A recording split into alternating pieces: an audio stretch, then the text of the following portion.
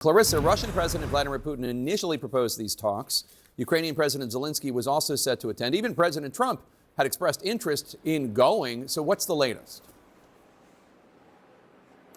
Well, the latest is, as far as we know now, Jake, President Vladimir Putin will not attend those talks, nor will his foreign minister, Sergei Lavrov. The Russian delegation has been announced by the Kremlin. The head of the delegation, Vladimir Medinsky, is a senior aide to the president. But certainly this is not what President Trump was hoping for. It's not necessarily what President Zelensky was hoping for, although this does reinforce the point that he has been trying to make again and again, which is that Ukraine does not believe that Russia is actually serious about these peace talks.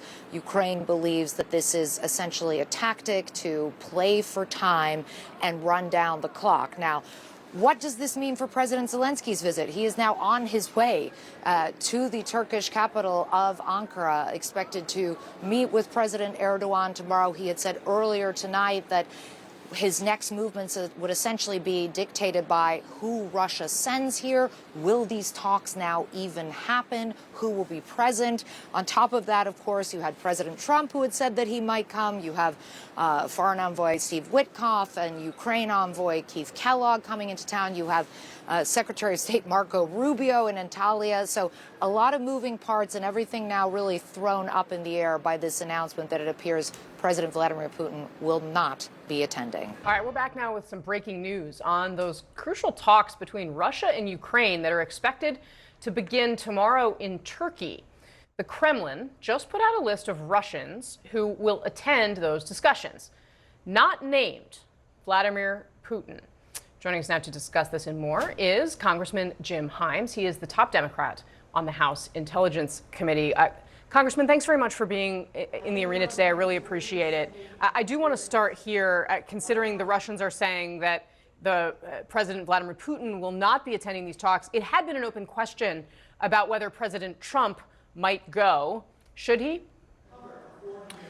Well, look, first of all, I'll get to the answer to your question, but let's make no mistake here. Vladimir Putin is not at all interested in peace right now. We know that. We know that. He's been shown a number of deals. He said no. He responds to talk about an additional peace meeting with, brutal attacks on civilian targets in Kyiv. So he's not interested in it. What he's doing is he's playing for time. So my advice would be to President Trump, no. And I don't think I need to give him that advice, because I don't think there's a snowball's chance in hell that Donald Trump is showing up at a meeting that doesn't involve another president. Neither should President Zelensky show up. And look, I think everybody understands that Putin is not interested in real peace negotiations. So the real question, of course, is what does the President of the United States do to now that he's sort of realized that buttering up the Kremlin, buttering up Vladimir Putin has not really worked. What does he do now? And my hope, of course, is that he makes it very clear to Russia that we are in for the long run and that we will keep supplying weapons until Vladimir Putin gets serious about peace. What does it say to you, and how do you understand this dynamic that essentially Trump is waiting on Putin to make a move to decide what he was going to do? Yeah, I don't know. I can't tell you sort of what Trump's internal strategy is here. I can tell you that even though I'm in the opposition and have my criticisms of Donald Trump, I'm glad to hear that in the last couple of weeks he's sort of adjusted his rhetoric, responding, of course, to Vladimir Putin's attacks on civilian targets in Ukraine. I think it helps when Putin doesn't believe, as he might have believed 2 months ago, that Donald Trump is on his side. When we're voting with Russia and along with a couple of other rogue states like North Korea in the United Nations against Ukraine, I didn't write The Art of the Deal, but I can't begin to understand how that somehow strengthens a negotiating position against Russia. Interesting.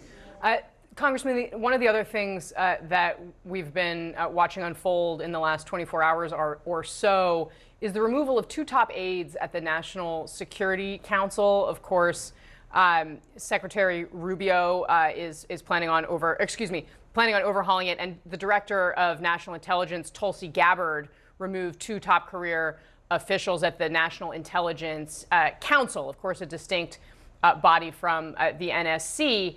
Can you explain who these people are and why those removals are happening or could be problematic?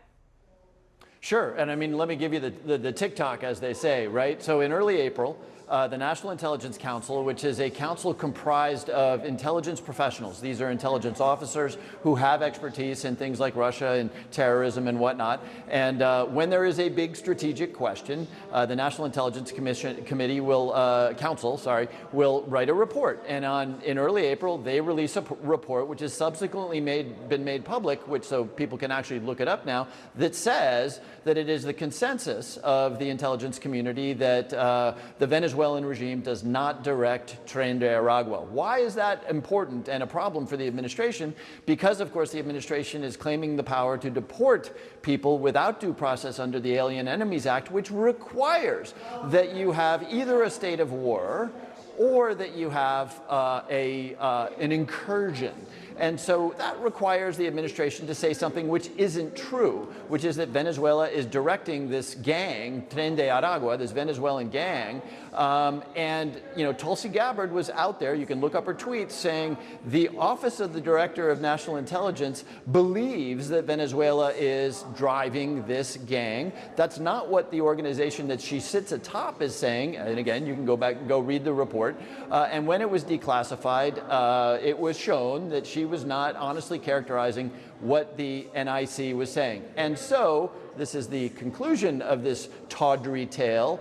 We learned through Fox News, not from the Director of National Intelligence, that she has fired two of the top people associated with that shortly after the report was made public that showed that she had not been honest with the American public about this really important item. So now, here's the other problem, Casey. As ranking member of the Intelligence Committee, I have an interest in making sure that we get informed of these things. I now have 4 or 5 outstanding letters to the Director of National Intelligence, with whom I used to work in this building, asking these questions. Not a single one of them has been replied to. So, we're sort of left to wonder whether it's just coincidence that these people were fired shortly after that report was released, or whether there's something, different going on. But I'll tell you, from an oversight standpoint, it's a real problem. For sure. So before I let you go, sir, this plane from Qatar, is there any insight you can give us into the reaction of the intelligence community to this? And I mean, would you yourself have a private conversation on this plane?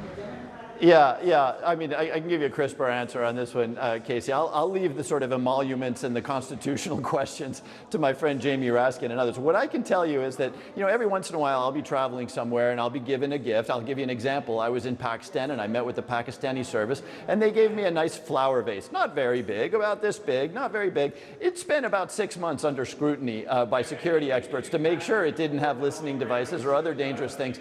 If the president ultimately accepts from a foreign country a plane which is where he does his most serious stuff when the country is in crisis, we'll have to take every screw out of that plane. We'll have to remove every panel, every seat cushion, every piece of software. I mean, it's almost like building a plane from scratch, or you have a massive counterintelligence risk that the plane could be bugged, that it could have, faulty software, that its, capabilities aren't what we would hope the President of the United States would have access to. So, short version, bad idea.